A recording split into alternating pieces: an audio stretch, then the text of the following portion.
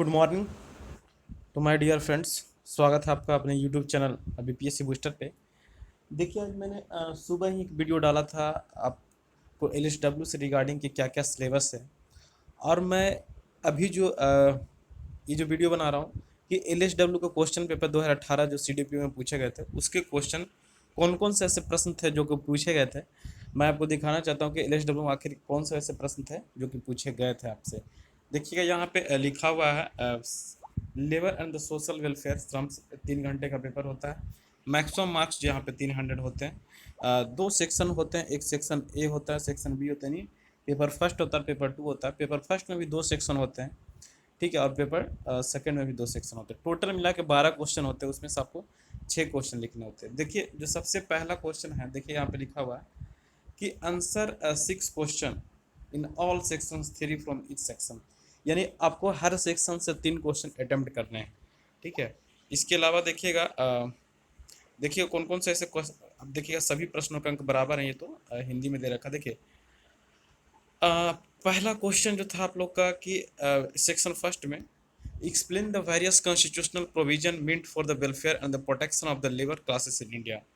यानी भारत में श्रमिक वर्ग के कल्याण एवं संरक्षण के लिए बनाए गए विभिन्न संवैधानिक क्या है प्रावधानों की व्याख्या कीजिए। जो भी आपके लेबर क्लास से रिलेटेड जो हमारे विभिन्न श्रमिक वर्गों के लिए जो आपका यहाँ पे संविधान से के थ्रू उनको जो प्रोटेक्शन मिला, वो सभी का आपको व्याख्या करना था। दूसरा देखिएगा, ये मैंने सुबह में भी बोला था कि ये कारखाना देखिएगा सबसे लंबा टॉपिक है। अगर एलएसडब्ल्यू का सबसे बड़ा कोई टॉपिक है तो यही है आपका फैक्ट्री। और देखिए, यहाँ से क्वेश्चन भी आए हैं आपके, तो इसलिए आप चीज़ों को बिल्कुल आप इग्नोर नहीं कर सकते हैं। देखिए, जो पहला जो क्वेश्चन है यहाँ पे, डिफाइन फैक्ट्री, यानी फैक्ट्री क्या है। State briefly the provisions regarding the hours of work and the leave with the pay on पर द फैक्ट्री एक्ट 1948। यानी जो आपका कारखाना अधिनियम 1948 के अंतर्गत क्या है कि आप जो कार्य घंटे होते हैं, सवेतन छुट्टी से संबंधित प्रावधानों को संक्षेप में बताइए। नहीं, ऐसा नहीं है कि आप जिससे वर्किंग आवर होता है, आपके परिजन में किन्हीं का शादी हो या आपको कोई मेडिकल लगाना पड़ जाए, तो आपको सब वेतन दिया जाता है। छुट्टी सब वेतन करने का मतलब क्या है कि आपका पेमेंट नहीं काटा जाएगा, ठीक है। उसके बारे में आपको यहाँ पे लिखना है।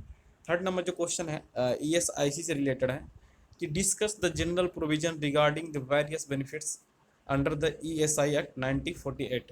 यानी देखे होंगे, जो कर्मचारी राज्य बीमा अधिनियम होता है ईएसआईसी में, वो 1948 के अंतर्गत दिए जाने वाले विभिन्न लाभों हितों से संबंधित सामान्य प्रावधानों को विवेचना कीजिए। अब देखिएगा, उसमें जब आप पढ़े होंगे कि कब किस कंडीशन में आपको कितना आपको मिलेगा। 16 साल आप मान के चलिए, आपका जो आज के डेट में जो आपका प्रोविडेंट फंड में जो पैसा जमा करते हैं, उसी तरह से यहाँ भी जो पैसा जमा होता है, किस कंडीशन आपको कितना पैसा मिलेगा, कितना साल तक आपने वर्क किया है तो उसके अकॉर्डिंग आपको कितना पैसा बनेगा, ये तमाम चीज़ें यहाँ पे लिखना रहता है।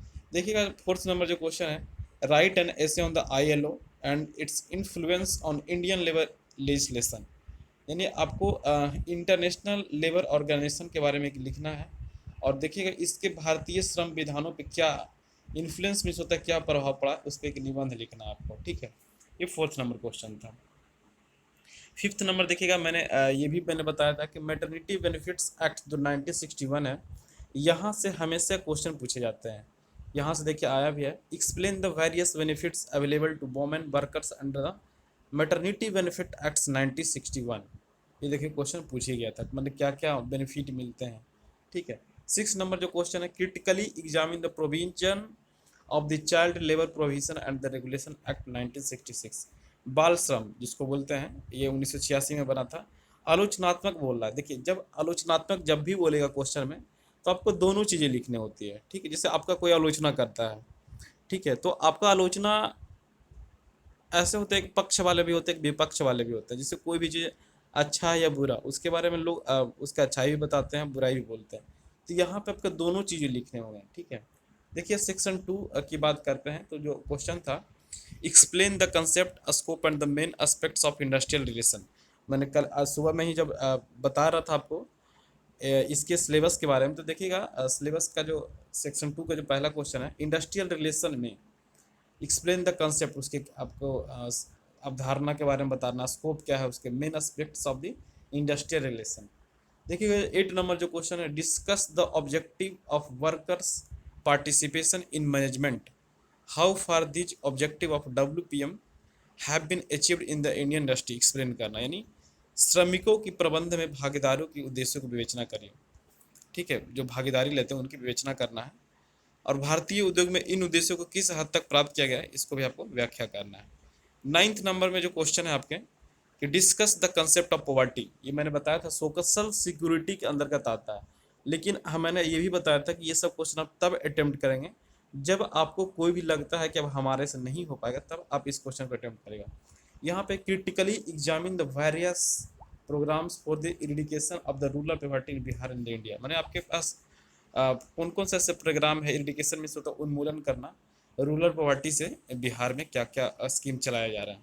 ठीक है, आप देखे होंगे कि विधवा के लिए कुछ चलाया जाता है, जो आपके देखते हैं जो लोअर कास्ट के लोग होते हैं उनके लिए चलाया जाता है, कबीर अंत्येष्टि योजना चलाया जाता है। तो ये जो रानी लक्ष्मीबाई ये जो आपका कुछ है विधवा पेंशन योजना, ये सब आपको सारी चीज़ लिखना पड़ेगा। क्वेश्चन नंबर 10 है कि डिफाइन सोशल सिक्योरिटी क्या होता है, सामाजिक सुरक्षा क्या होता है।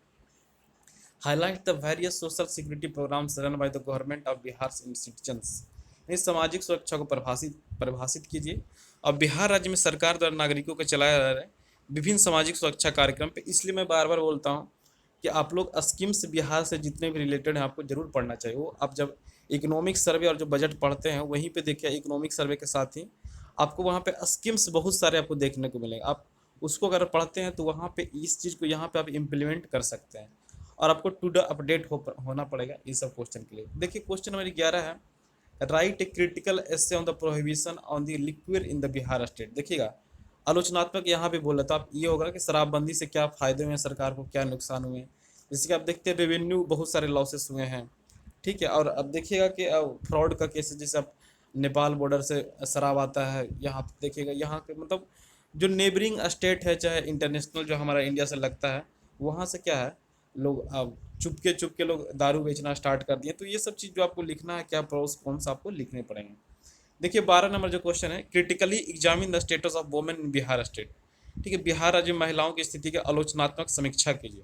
यहाँ भी देखिए आलोचनात्मक आपको समीक्षा करना है, तो यहाँ भी आपको दोनों टर्म दिखाने पड़ेंगे। देखिए तो आपको एक चीज़ तो समझ में आया कि बहुत ज़्यादा क्वेश्चन में क्रिटिकली बहुत पूछा। तो जब भी आप कुछ भी एक्ट जो पढ़ते हैं आप LSW में, तो आपको दोनों चीज़ आप जरूर पहलू पर पढ़ें, उसके क्या अच्छाई और क्या बुराई है, क्या प्रॉस एंड क्या कौन से।